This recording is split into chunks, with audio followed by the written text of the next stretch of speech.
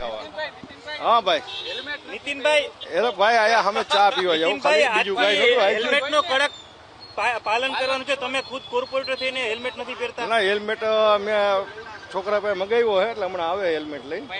નહીં નીતિનભાઈ તમને ખ્યાલ નથી. અરે ગાડી બીજાની છે હું ચા પીવા જાઉં. તમે વિરોધ કરવા આવ્યા નીતિનભાઈ, તમને ખ્યાલ નથી હેલ્મેટ પહેરવો જોઈએ. એ આજે હું 4 વ્હીલ લઈને આવ્યો અમારી.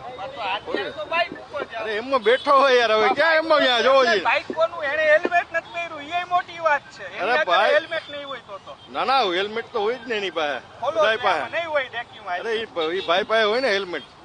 નહીં હોય. હા ને ઉપર અમે વાત કરી છે સંસદ સભ્ય ને ધારાસભ્ય ને બધી ભાઈ સિટી એરિયાની અંદર હેલ્મેટ ની લૂંટવામાં આવે છે. ના ના ના ના લૂંટવાની વાત નથી કઈ કોઈ જાતની. અને હાઈકોર્ટે જે કીધું છે એનું પાલન કરાવે છે પોલીસ. લોકો એમ કે છે કે સારા રોડ રસ્તા બનાવો, હાઈકોર્ટ નું તમે ખુદ જ પાલન નથી કરતા.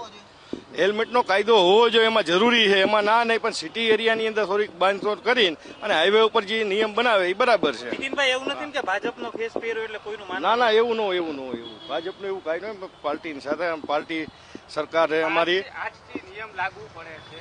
તમને તો ખ્યાલ જ હશે ને, સરકારે જ આ નિયમ જાહેર કર્યો છે. આપ એટલે અમે નિયમનું પાલન કરી જ છીએ. અમે કોર્પોરેટર આપ અમે નિયમનું પાલન કરી જ છીએ. આ આ એમાં ઉભો છે યાર, એમાં ઉભા જ છે અમે બાઈક નહીં જાવ. ના ના હવે મારી પાસે 4 વ્હીલ છે યાર. બાઈકમાં તો બેઠા, બેઠા સાચી વાત, એમાં બેહાય નહીં. એટલે ચાવી વગર બેઠા.